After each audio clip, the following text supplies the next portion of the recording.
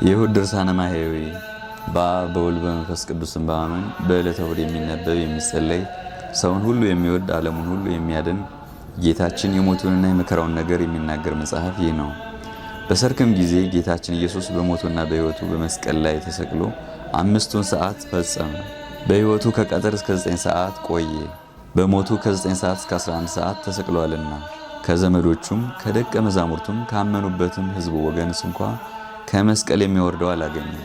አይሁድም ከመስቀል የሚወርደው ሰው እንደሌለው ባዩ ጊዜ በእሳት ያቃጥሉት ዘንድ ሥጋውን ስጠን ብለው ለመኑት። የጌታችን የኢየሱስ ጠላቶቹ በዝተዋልና ስለ ክፉ ስራቸው ስለነቀፍኳቸውና ምስክር ስለሆንኩባቸው እኔን ዓለም ይጠላኛል ብሎ እርሱ በሕይወቱ እንደተናገረ ዳግመኛም እኔን የጠላ አባቴን መጥላቱ ነው ብሏልና ሌላ ሰው ያልሰራውን ሥራ ያልሰራሁላችሁስ ቢሆን በዳኑ ነበር፣ ዕዳም ባልሆነባቸውም ነበር። ዛሬ ግን አዩኝ፣ እኔንም አባቴንም ጠሉ፣ በከንቱ ጠሉኝ ብሎ በኦሪታቸው የተጻፈው ይደርስ ይፈጸም ዘንድ። ጲላጦስም አይሁድን እኔስ በሕይወቱም በስቅለቱም በሞቱም ጊዜ ይህን ያህል ታምራት ያሳየ የእግዚአብሔር ልጁን ሥጋውን በእሳት አላቃጥልም አላቸው። በዕለተ ዓርብ ምሽትም በተቃረበ ጊዜ ረዳት የሌለው መጻተኛ እንግዳ የሚሆን ዮሴፍና ኒቆዲሞስ መጡ። ወደ ጲላጦስም ገብተው የኢየሱስን ሥጋ ስጠን ብለው ለመኑት። በውርጭና በቁር በመስቀል ላይ የተሰቀለ የኢየሱስን ሥጋ ስጠን፣ የመጣበትና የሚሄድበት የማይታወቅ ብቸኛ የሚሆን የኢየሱስን ሥጋ ስጠን፣ ከመስቀልም ላይ አውርደን ገንዘን እንቅበረው ብለው ለመኑት። ጲላጦስም ይህን በሰማ ጊዜ እንዴት ሞተ ብሎ አደነቀ። እንደ ሞተም አውቆ ብላቴናውን ጠርቶ የኢየሱስን ሥጋ ስጣቸው ብሎ አዘዘ። እሊህም ጌታችን ወደ ተሰቀለበት ቦታ ሄደው ሰገዱለት። የተቸነከረባቸውንም የብረት ችንካር ከእጆቹና ከእግሮቹ ከደረቱም ነቅለው አወጡት። ከመስቀሉም ስር የታሰረበት የወገቡን ገመድ ፈቱ። ከዚህም በኋላ ጌታችን ኢየሱስን ከመስቀል ላይ አወረዱት። ከመስቀልም ባወረዱት ጊዜ በደሙና በአጥንቶቹ በቁስሉ ፈጽሞ ሳይነዋወጥ ተኛ። ስለኛ በሞት ዓይኖቹ እንደተሸፈኑ ባየው ጊዜ፣ ስለኛ ጆሮቹን በሞት እንደተዘጉ ባየው ጊዜ፣ ስለኛም በሞት አንደበቱ ዝም እንዳለ ባየው ጊዜ፣ ስለኛም እጆቹና እግሮቹን እንደታሰሩ ባየው ጊዜ ሞትን ድል የምትነሳ ጌታ ሆይ ተኛሃን? ሞትስ ባንተ ላይ እንደምን ሰለጠነ እያሉ አለቀሱ። ከሞተም በኋላ በሦስተኛው ሰዓት ሕያው እንደመሆኑ የጌታችን ኢየሱስ ዓይኖቹ ያን ጊዜ ግልጥልጽ አሉ። ዓይኖቹም በተገለጡ ጊዜ ዮሴፍና ኒቆዲሞስ ደነገጡ። ከክቡር ሥጋው በድን በሰሙት በሦስቱ ምስጋናዎች አመሰገኑት። እርሱም ብዙ ነገር ነገራቸው። ዳግመኛም እስከ ትንሣኤ ቀን ድረስ በሞት ዓይኖቹ ተሸፈኑ። ጌታችን ኢየሱስን ዮሴፍና ኒቆዲሞስ ሰው ባልለበሰው አዲስ ግምጃ ሻሽ ገነዙት። በሚገንዙት ጊዜ እንደ አይሁድ ሥርዓት ከሽቱና ከከርቤ ጋር በሰበን ጠቀለሉት። ይህም ኒቆዲሞስ አስቀድሞ ሌሊት ወደ ጌታ ሄዶ መምህር ሆይ ታስተምር ዘንድ ከእግዚአብሔር ተልከህ እንደመጣህ እናምናለን ያለው ነው። እግዚአብሔር በሕልውና ሳለ ከአንተ በቀር አንተ የምትሠራውን ሌላ ሰው የሚሠራ የለም። ጌታችንም የሞቱና የስቅለቱን ነገር ገለጠለት። ሙሴ የምድር አርዌን በበረሃ እንደሰቀለው የሰው ልጅም እንዲሁ ይሰቀል ዘንድ አለው ብሎ ገለጠለት። በእርሱ ያመነ ሁሉ እንዳይጎዳ ለዘላለሙ ይድናል እንጂ እግዚአብሔር አንድ ልጁን ለሰው ቤዛ አድርጎ አሳልፎ እስከ መስጠት ድረስ ይህን ዓለም ወዶታልና በእርሱ ያመነ ሁሉ የዘላለም ሕይወት ያገኛል እንጂ እንዳይጎዳ። እግዚአብሔር በዓለም ይፈርድ ዘንድ ልጁን ወደዚህ ዓለም አላከውምና ዓለሙን ያድነው ዘንድ ነው እንጂ በእርሱም ያመነ እንዳይፈረድበት። በአዲስ ግምጃ ሻሽ እንደገነዙት ሰው ባልተቀበረበት በአዲስ መቃብር ጌታችን ኢየሱስን ቀበሩት። ዮሐንስም ጌታችን ኢየሱስን ከሰቀሉበት አቅራቢያ የተክል ቦታ አለ፣ በዚህም በተክል ቦታ ሰው ያልተቀበረበት አዲስ መቃብር አለ ብሎ ጽፏል። በዚያም ጌታችን ኢየሱስን ቀበሩት። የአይሁድ ዓርብ ጊዜው መሽቶ ነበርና መቃብሩን በተሰቀለበት ቦታ ቅርብ ነበር። መቃብሩንም በታላቅ ድንጋይ ገጥመውት ሄዱ። ያም ቀን ለቀዳሚት አጥቢያ ዓርብ ማታ ነበር። ከገሊላ የተከተሉት ሴቶችም ሥጋው እንደምን እንደተቀበረ መቃብሩን አዩ። ጌታችን ኢየሱስን መጠን ያለው መቃብር እንደምንም እንደወሰነውና እርሱ በሰማይ በምድር የመላ ሲሆን እንደ ሙታን እንደምን እንደተወሰነ ተመለከቱ። ዮናስ በአንበሪ ሆድ 3 መዓልት 3 ሌሊት እንዳደረ የሰው ልጅም በመቃብር 3 መዓልት 3 ሌሊት ያድራል ብሎ የተናገረው ቃሉ እውነተኛ ነውና ድንቅ በሚሆን በመቀበሩ ሙስና መቃብርን አጠፋልን። ከዚህ በኋላ የካህናት አለቆችና ፈሪሳውያን ተሰብስበው ወደ ጲላጦስ ሄደው መማለጃ 133 ወቄት ወርቅ ሰጡትና ይህ የሚያስት ሰው በሕይወቱ ሳለ በሦስተኛው ቀን እነሳለሁ ያለውን ቃል አሰብን። አሁንም መቃብሩን እስከ 3 ቀን ጠብቁ ብለህ እዘዝ አሉት።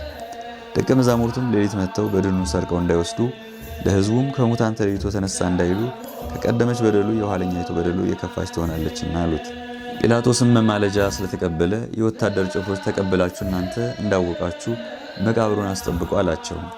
የካህናት አለቆችና ፈሪሳውያንም ወታደሮችን ይዘው 99 በሚሆን መቆለፊያ መቃብሩን ቆለፉ።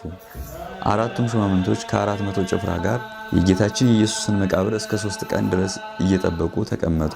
ሞትን ያጠፋ ሞትን ድል የነሳ ጌታችን ኢየሱስ ግን የአይሁድን ይህን ቤተ መቅደስ አፍርሱት እኔ በ3ኛው ቀን አነሳዋለሁ እንዳላቸው በእውነት በ3ኛው ቀን ከሙታን ተለይቶ ተነሳ። አንበሳ ከተኛበት ፈጥኖ እንዲነሳ፣ ወይን ጠጥቶ የሰከረ ኃይለኛ ፈጥኖ እንዲነሳ በመንፈስ ቅዱስና በአባቱ ኃይል በራሱም ስልጣን ፈጥኖ ተነሳ። የሞት ቁራኝነትንም አጠፋ፣ ሞት ሊይዘው አይችልምና። የተገነዘበትንም ልብስ ትቶ ልብሰ መንግስቱን ለብሶ ተነሳ። በተወለደም ጊዜ የእናቱን ማኅተመ ድንግልና እንዳልለወጠ በትንሣኤውም የመቃብሩን ቁልፍ አልከፈተም። በተገነዘበትም ልብስ የመቶ አለቃውን ዓይን አዳነ። የሞተውንም ሰው አስነሳ። በመቃብሩም ጲላጦስ በውስጡ በቀበረው ጊዜ ፈያታዊ ዘማንን አስነሳው። እሁድ ማታም ጌታችን ኢየሱስ ደቀ መዛሙርቱ አይሁድን ስለፈሩ ተሰብስበው ወዳሉበት ከዝግ ቤት ገባ፣ ያረጋጋቸውና ደስ የሚያሰኛቸው ዘንድ። ጌታችን ኢየሱስም ቸር አላችሁን፣ አትፍሩ፣ አትደንግጡ፣ እኔ ነኝ አላቸው። እነርሱ ግን ምትሃት የታያቸው መስሏቸው ፈጽመው ፈሩ። ጌታችን ኢየሱስም ደቀ መዛሙርቱን ምን ያስደነግጣችኋል? እንደዚህ ያለ ሐሳብ በልቦናችሁ ለምን ያድራል? አላቸው። እጄንም እግሬንም ዳሳችሁ እዩ፣ ለመንፈስ በእኔ እንደምታዩት ሥጋ አጥንት የለውምና። ይህን ብሎ የተወጋ ጎኑን የተቸነከሩ እጆቹንና እግሮቹን አሳያቸው። ደቀ መዛሙርቱም ጌታችንን ባዩት ጊዜ ደስ አላቸው። ዳግመኛም ቸር አላችሁን፣ አባቴ እንደላከኝ እኔ እልካችኋለሁ አላቸው። ይህንን ብሎ መንፈስ ቅዱስን አሳደረባቸው። መንፈስ ቅዱስን ተቀብላችሁ ኃጢአትን ይቅር ያላችሁላቸው ይቀርላቸዋል፣ ይቅር ያላላችሁላቸው አይቀርላቸውም አላቸው።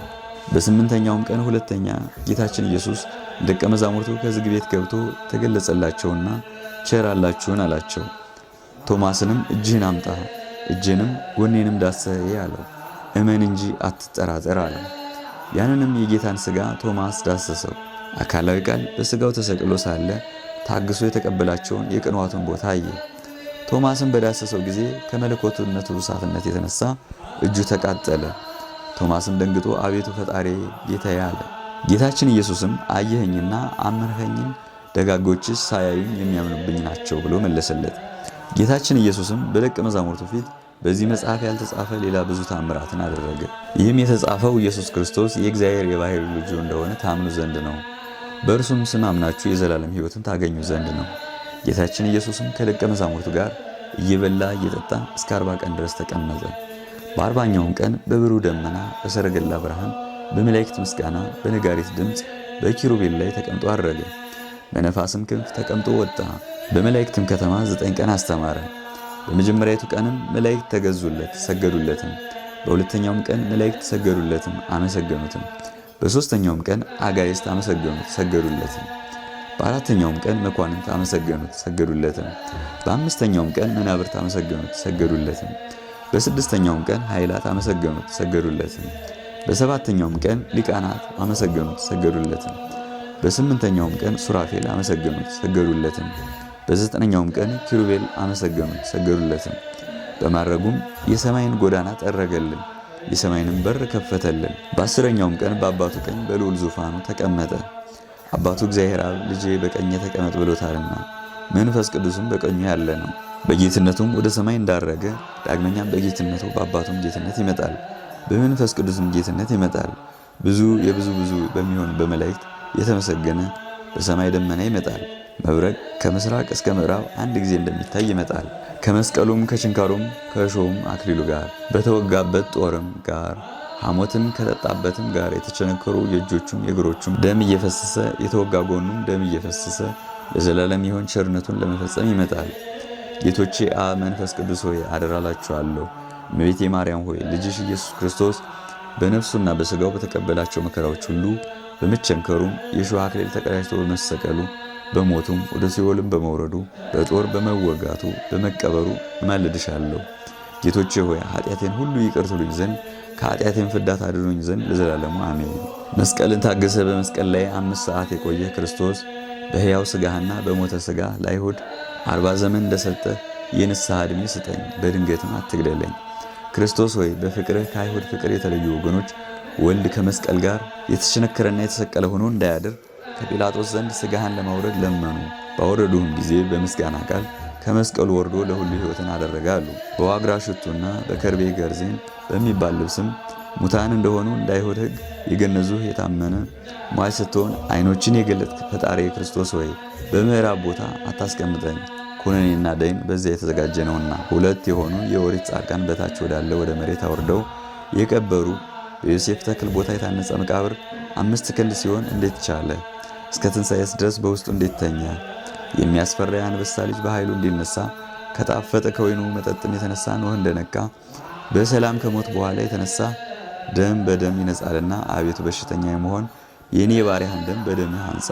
በታላቅ ምስጋና ያረህ የሚያቃጥል የአየር እሳትም እርገትን ያልከለከለ በአራተኛው ሰማይ ውስጥ የምትኖር ክርስቶስ ባለቀሰው ልቅሶ አገርን ባየሃት ጊዜ በደለኛ ሰው የመሆን እኔን በማይነሳ ጠበኝ፣ ከኃጢአትም አንጻኝ።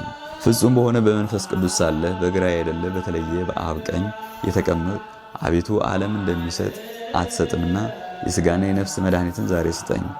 በአንተ ምስጋና በአብ ምስጋና ነዋሪ በሆነ በመንፈስ ቅዱስ ምስጋና በብዙዎች መላእክት ምስጋና የምትመጣ መስቀልህ ትከሻ የማይችለው ክርስቶስ ሆይ አቤቱ ነፍሴን ወደ ብርሃን ቦታ አሳርፋት። ግዙፍ በሆነው በሥጋዊ ሕይወቴም ላይ ጥፋትን አታሳየኝ። ፈጣሪ ሆይ በብዙ መመታትህ ቁጥር ላንተ ምስጋና ይገባሃል። ፈጣሪ ሆይ በብዙ መጸፋትህ ቁጥር ላንተ ምስጋና ይገባሃል። ፈጣሪ ሆይ በብዙ መገረፍህ ቁጥር ላንተ ምስጋና ይገባሃል። ፈጣሪ ሆይ በብዙ መከራ ቁጥር ላንተ ምስጋና ይገባሃል። ሞትን የተቀበልህ ንጉሴ ሆይ ላንተ ምስጋና ይገባሃል። ጌታዬ ኢየሱስ ክርስቶስ ሆይ ኃጢአቴን ይቅር በለኝ፣ በደሎቼንም አጥፋ። የኔን የባሪያህን የዕለት ጠላቶቼንና ጥንተ ጠላቶቼን አስታግስልኝ። ለዘላለሙ በእውነት ይሁን በእውነት ይደረግልኝ።